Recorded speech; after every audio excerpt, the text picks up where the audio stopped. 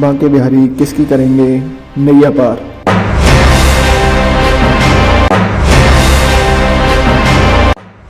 मथुरा वृंदावन के सभी वार्डों से सबसे बड़ी रिपोर्ट मथुरा न्यूज़ 24 पर।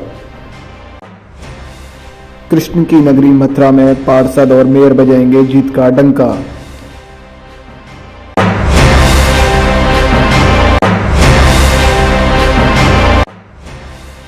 जमुना महारानी के तट पर जनता करेगी मेयर और पार्षदों की जीत का फैसला।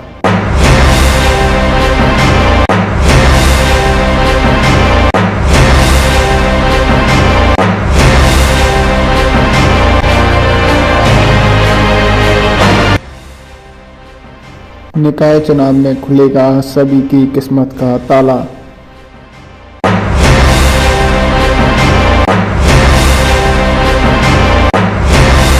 नमस्कार दोस्तों, आपका स्वागत है मथुरा न्यूज़ 24 में और मैं हूं आपके साथ पवन ठाकुर।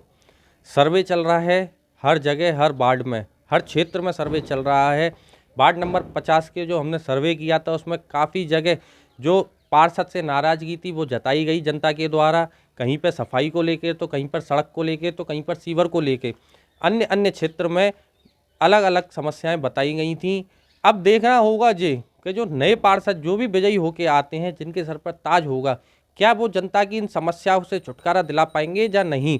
हम एक बार फिर वार्ड नंबर 50 में आए हैं और हमारे साथ मौजूद है शशांक शर्मा, जो उनका एक बहुत अच्छा नाम है गप्पू शर्मा। गप्पू के नाम से वो बहुत फेमस हैं और छात्र नेता रहे हैं। बहुत शुरू से उन्होंने मेहनत की है। आज आके उनको एक बीजेपी ने दायित्व जो उनको दिया है, क्या वो उस पर विजयी पाएंगे या नहीं, देखना होगा क्योंकि 13 तारीख में अभी बहुत समय है। जब तक देख यही रहेगा कि कौन जीतेगा और कौन हारेगा, ये तो अपना अपना मत होगा। जब जिसको विजयी बनाना होगा जनता को, वो उसको विजयी बनाएगी। इस वक्त हमारे साथ मौजूद है शशांक शर्मा, और जो वार्ड में जनसंपर्क करते हुए हमारे साथ रूबरू हुए, हम उनसे जानेंगे कि उनका क्या है मुद्दा इस बार। क्या जो पिछले पार्षद की खामियां रहीं उनको दूर कर पाएंगे या नहीं कर पाएंगे, और उनसे जानेंगे कि उनका जो जीवन है, कहाँ से उन्होंने प्रारंभ किया और आज आके किस मुकाम पर हैं। सबसे पहले तो आपका बहुत बहुत धन्यवाद हमारे चैनल मथुरा न्यूज़ 24 में। बहुत बहुत धन्यवाद पवन जी। सबसे पहला तो मेरा सवाल रहेगा आपसे कि आपने कहाँ से राजनीति में जो कदम रखते हैं, कहाँ से कैरियर शुरू किया है और आज इस मुकाम पर आए हैं आप। देखिए, एक तो पारिवारिक पृष्ठभूमि में अगर जाएं तो मेरे पिताजी श्री हरिओम शर्मा जी, और आप 1989 से नगर पालिका के सभासद रहे और बहुत अच्छा काम 89 के बोर्ड में पूरे 5 साल उन्होंने किया। चूँकि उनका सुपुत्र हूँ तो कुछ गुण तो उनके आने ही थे, तो शुरू से एक राजनीति का ये था कि राजनीति में जाना है। सन 2006 में अखिल भारतीय विद्यार्थी परिषद में जुड़े और अखिल भारतीय विद्यार्थी परिषद में विभिन्न दायित्व लेते हुए सन 2018 तक विद्यार्थी परिषद 19 तक विद्यार्थी परिषद में काम किया, और नगर मंत्री से लेके प्रदेश से मंत्री और राष्ट्रीय कार्यकारिणी सदस्य तक विद्यार्थी परिषद में काम किया। फिर उसके बाद भारतीय जनता पार्टी में पहुँचे और भारतीय जनता पार्टी में विभिन्न दायित्व रहे और ज़िले में युवा मोर्चा में मंत्री भी हैं। तो एक बहुत अच्छा प्रशिक्षण, अनुसांगिक संगठन विद्यार्थी परिषद के गुण, संस्कार और भारतीय जनता पार्टी के संस्कार और राष्ट्रीय स्वयंसेवक संघ के संस्कार जो हमको मिले, उसी से हमारे व्यक्तित्व निर्माण हमारा हुआ। और उसी व्यक्तित्व निर्माण का ही कारण है कि आज हमारे अंदर जो भी आचरण, जो हमारे अंदर राष्ट्रभक्ति की भावना जो जागृत है और समाज के अंतिम व्यक्ति तक पहुंचने का एक संकल्प जो दीनदयाल जी ने जो अंत्योदय की भावना से कहा, उसको सार्थक करने के लिए जो हम कार्यकर्ता हैं वो जगह जगह जाते हैं और उन्हीं के संस्कारों को जन जन तक पहुंचाने का प्रयास करते हैं। आपका क्षेत्र है वार्ड नंबर 50, उसमें कुछ जो भाजपा के कार्यकर्ता हैं, पूर्व में सभासद भी रहे, उनका आपको लेके एक विरोध है कि हमसे मिले नहीं, हमसे बात नहीं की। ऐसा क्या है जो उनके आपसी मनमुटाव है? कोई मनमुटाव नहीं है। देखिए, भारतीय जनता पार्टी के साथ साथ एक विचार है, और भारतीय जनता पार्टी सभी को मौका देती है, और अब खासकर भारतीय जनता पार्टी युवाओं को ज़्यादा मौके दे रही है, क्योंकि इस देश की 60% जनसंख्या युवाओं की है। लंबा संघर्ष मेरा भी रहा विद्यार्थी परिषद के और भारतीय जनता पार्टी में। 15, 16, 17 साल काम करते हुए आज भारतीय जनता पार्टी ने उम्मीदवार बनाया है, और मेरी सक्रियता निरंतर जो 15-16 साल की सक्रियता है वो आपके मोबाइल के कैमरे से भी अछूता नहीं रहा है। आपने हजारों बार हमको कवर किया होगा संघर्ष करते हुए। ये न्यूज़ 24 भी एक आईना रहा है, एक साक्षी रहा है। वो मेरे सब बड़े बुजुर्ग हैं, उनका पूर्ण रूप से मुझे आशीर्वाद मिला है। सब ने मीटिंग करके मुझे समर्थन दिया है, मुझे प्यार दिया है। और देखिए, एक घर में भी तमाम चीज़ें ऐसी होती हैं कि कभी मत नहीं मिलते हैं, पर जब कभी बातें की जाती हैं, आपसे मिला जाता है, तो सारी चीज़ें अच्छी हो जाती हैं। मेरा भी है वो हमारे चाचा हैं, उनसे हमारा बड़ा स्नेह रहा है, बड़ा प्यार रहा है, और वो निर्दलीय लड़ रहे हैं, तो कोई दिक्कत नहीं है। वो हमारे पहले भी सम्मानित थे, आगे भी सम्मानित रहेंगे, और उनका भी दुलार मुझे मिलता रहा। मेरा भी जो भतीजे के रूप में कर्तव्य है वो पूरा करता रहूँगा। देखिए, ये तो हो गई घर की बात। अब करते हैं क्षेत्र की बात।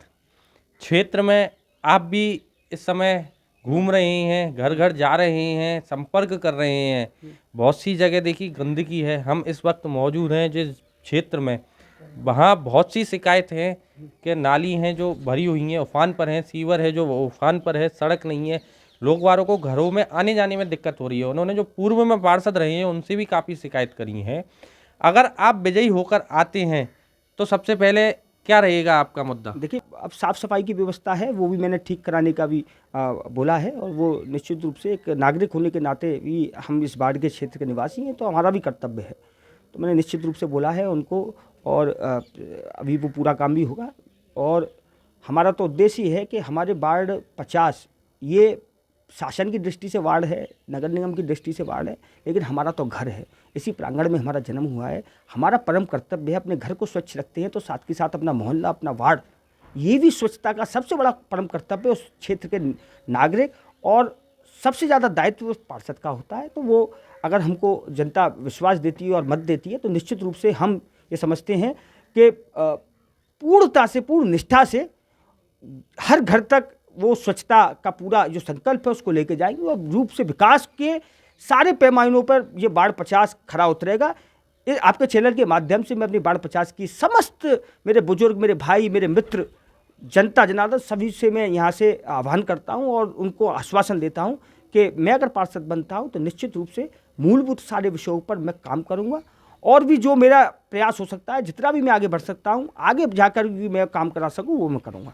देखिए, मूलभूत के बाद आती है एक मुद्दा। जब हम चर्चाएं कर रहे थे, जिस समय हमारे साथ पूर्व में पार्षद थे और निर्दलीय प्रत्याशी थे, आम आदमी पार्टी के भी प्रत्याशी थे, तब एक मुद्दा उठा था। वहाँ पर एक जनता के जो नागरिक थे उन्होंने एक मुद्दा उठाया था कि नगर में, हमारे वार्ड में एक शराब का जो ठेका है वो अवैध है।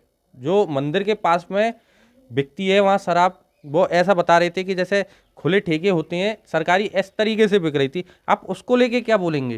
देखिए, अगर कोई ऐसा विषय भी है तो पुलिस के संज्ञान में ये पूरा विषय हम लेके जाएंगे, और शासन स्तर तक भी अगर ये पूरा विषय है उसको लेके जाएंगे। अगर ऐसी कोई भी कर रहा है तो पूरा जो हमको कहीं भी प्रयास करना पड़ेगा निश्चित रूप से करेंगे, और ऐसी जो गतिविधियाँ उसको पूर्ण रूप से प्रतिबंधित कराएंगे, और जो लोग इसमें संलिप्त हैं उनके विरुद्ध भी कार्रवाई कराने का प्रयास करेंगे।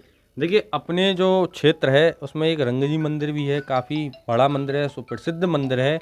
साथ में बड़ा बगीचा भी है, गोविंद देव जी भी है, और सिंहफोर भी आता है, गोपीनाथ बाजार भी है। तो एक समस्या है जल भराव की। जो रंगजी मंदिर के पास जल भराव है, पिछले कार्यकाल में जब हुआ था उन्होंने एक नाला बनवाया था जो राधाबाग होते हुए जाता था, वो शायद इस समय बंद हो चुका है, और जल भराव की फिर से कई जगह समस्याएं हैं। उसके लिए आप क्या प्रयास करेंगे? देखिए, निश्चित रूप से वो जल भराव की समस्या है, और इसको लेकर विभिन्न बार लोगों को दिक्कत भी होती है, जिसमें चरखारी वाली और बड़े बगीचा पे भी पानी का भराव हो जाता है, रंगजी मंदिर क्षेत्र में भी। और मैं समझता हूँ कि रंगजी मंदिर, क्योंकि वो क्षेत्र जो है रंगनाथ जी मंदिर की प्रॉपर्टी में आता है, और नगर निगम और रंग मंदिर का दोनों का कोलैबोरेशन, कोऑर्डिनेशन दोनों का होगा। और निश्चित रूप से जो समस्या है, जो भी नगर निगम के अधिकारी हैं और जो इंजीनियर हैं, वो उसका पूरा एक सर्वे कराकर हम प्रयास करेंगे, पूरा सर्वे कराकर, पूरा रोड मैप बनाकर इसके निदान के लिए जो भी प्रयास हो सकता है हम निश्चित रूप से कराने का काम करेंगे। और कहीं भी ऐसा ऑल्टरनेट इसका रास्ता कहीं निकलता है तो वो निश्चित रूप से कराएंगे। और इस पे जो भी व्यक्ति, जो पूर्व के भी कर्मचारी रहे हों, जिनको जो नगर निगम के कार्यरत भी रहेंगे, उनसे भी संपर्क करेंगे, क्योंकि उनका भी अनुभव हम लेंगे और पूरी एक टीम बनाकर टीम वर्क से काम करेंगे। और मैं तो ये समझता हूँ कि जो ये वार्ड की कमेटी, जो वार्ड का चुनाव लड़ रहे हैं, हम लड़ रहे हो चाहे कोई भी लड़ रहा हो, हम निश्चित रूप से जीतते हैं। तो हम जो अपने पुराने रिटायर्ड जो लोग हैं, जो अलग अलग विभागों में काम कर चुके हैं, उनकी भी एक टीम बनाकर अपने वार्ड को उनसे क्या लाभान्वित करा सकें, उनके ज्ञान का, उनके इतने लंबे समय सर्विस का कहीं हम अगर उपयोग ले सकते हैं तो निश्चित रूप से वार्ड कमेटी बनाकर और उसका उपयोग भी हम लेंगे। ये हमारा विज़न है। साथ में देखिए, हम तो वार्ड को अपना घर मान के चलते, क्योंकि यहाँ जन्म हुआ है। तो निश्चित रूप से हमारा प्रयास रहेगा कि ऑल राउंड डेवलपमेंट इस पूरे वार्ड का कैसे हो, सर्वांगीण विकास के साथ। और मूलभूत सड़क, पानी, बिजली, ये तो मूलभूत विषय ही हैं। उसके अलावा भी रचनात्मकता के साथ हम कैसे काम कर सकते हैं, वार्ड को स्वच्छ, पर्यावरण युक्त सड़क बन रही है तो साथ के साथ पौधारोपण भी हम कहीं कराएं। अगर कहीं नल लग रहे हैं तो साथ के साथ पक्षियों की व्यवस्था, पक्षियों को पात्र की व्यवस्था भी हम करें। तो ऐसे सारे रचनात्मकता के साथ और नगर निगम के मूलभूत विषय के कार्य हैं, उनको भी साथ करते चले। एक जाम की समस्या इस समय बहुत है शहर में, और दूसरा बंदर की समस्या। ये बहुत मेरी काफ़ी लोगों से बात भी हुई थी, जो प्रत्याशी हैं उनसे भी बात हुई थी, सबने अपने अपने मत रखे। आपका क्या मत है इसके लेकिन लेकर? निश्चित रूप से बहुत बड़ी समस्या है ये। वृंदावन की जनता के साथ साथ हम लोग भी इससे त्रस्त हैं, निश्चित रूप से त्रस्त हैं। और इस विषय को लेकर शासन तक अगर हम, मेरा शशांक शर्मा अगर पार्षद बनता है तो मेरा कहीं प्रयास हो सकता है जनता को जोड़ते हुए, और सड़क से सदन तक जहाँ भी हमको ये विषय ले जाकर रखना होगा हम वहाँ ले जाकर रखेंगे। पूरी वार्ड 50 की जनता ने अगर मुझे प्रतिनिधि बनाया है तो मेरा परम कर्तव्य है कि हर एक विषय को सदन तक, नगर निगम के सारे अधिकारियों तक और शासन तक पहुंचाने का मेरा कर्तव्य है। वो निश्चित रूप से मैं उसका पालन करूंगा। मैं आपके चैनल के माध्यम से सभी लोगों को आश्वस्त करता हूं और जनता को जोड़ते हुए। एक मेरा आखिरी सवाल है आपसे। देखिए, आपने खुद कहा है जल, पानी, बिजली, सड़क ये आम जनता की मूलभूत सुविधाएं हैं। एक ऐसा कार्य जो आपके कार्यकाल में रहेगा, अगर आप विजयी होकर आते हैं तो आपके कार्यकाल में एक ऐसा कार्य जो ऐतिहासिक होगा, जिसको इतिहास दोहराएगा, मतलब जो जनता है वो ये कह सकेगी कि हमने जिसको अपना पार्षद बनाया उसने हमारे लिए एक ऐसा कार्य किया जो हमेशा याद रहेगा। ऐसा एक कार्य बताइए जो आप जनता के लिए करेंगे। देखिए, मैं तो ये समझता हूँ कि जो मूलभूत विषय ही अगर कोई कर दे पूर्ण रूप से, तो जनता के लिए सबसे अच्छा कार्य तो वही रहेगा। ज़्यादा बड़ी बातें बनाना और ज़्यादा बड़ी बातें कहना मेरा उद्देश्य नहीं है। मैं तो जो मूलभूत विषय, अगर मैं सड़क, पानी, बिजली उसी को अच्छी तरह कर पाऊँ और जनता की हर आकांक्षाओं को पूरी कर पाऊँ, उसमें अगर मैं सफलता पाता हूँ तो मैं समझता हूँ कि मैं अपने आप को आदर्श पार्षद मानूंगा। मेरे अगर मूलभूत विषयों को अगर ठीक नहीं कर पाऊँ और बड़ी बड़ी बातें कर जाऊँ तो उसका कोई आधार नहीं है। मैं सबसे पहले जो मेरे परम कर्तव्य एक पार्षद का होना चाहिए, उस परम कर्तव्य को पूरा करते हुए मैं काम कराऊंगा। आपके चैनल के माध्यम से मैं सभी को आश्वासन देता हूं और ये उनको आश्वस्त करता हूं कि ये आपका बेटा निश्चित रूप से ये काम कराएगा। और आपके आशीर्वाद से मुझे कहीं भी कोई भी विषय रखना हो, सदन तक भी अगर कोई विषय रखना होगा तो शशांक शर्मा सबसे पहले जाएगा। आपके चैनल के माध्यम से मैं उनको आश्वस्त करता हूँ। बहुत बहुत धन्यवाद आपका शशांक जी, आपने हमको अपना कीमती समय दिया, क्योंकि इस समय सभी जनसंपर्क में जुड़े हुए हैं, सभी अपनी अपनी वोटरों को लुभाने में लगे हुए हैं। ऐसे टाइम पे भी आपने हमको इतना समय दिया, उसके लिए आपको बहुत बहुत धन्यवाद। और देखिए, वही समस्याएं हैं, लौट फिर कर आएंगे तो फिर वही मूलभूत सुविधाएं को लेकर समस्या है। कहीं जल की समस्या है तो कहीं नाली की समस्या है तो कहीं सड़क की समस्या है, और समस्याओं का आवंडर लगा हुआ है। जिस क्षेत्र में जाएंगे, जहाँ भी सर्वे करेंगे, वहाँ यही समस्या है। और वृंदावन की सबसे बड़ी जो समस्या है इस समय, वो टमटम की समस्या है, जाम की समस्या है और बंदर की समस्या है। जो भी प्रत्याशी इस बार जीत कर आता है, क्या वो इन सारी समस्याओं को दूर कर पाएगा? क्या अपनी जनता को खुश कर पाएगा? तब तक के लिए देखते रहिए मथुरा न्यूज़ 24 पवन ठाकुर के साथ।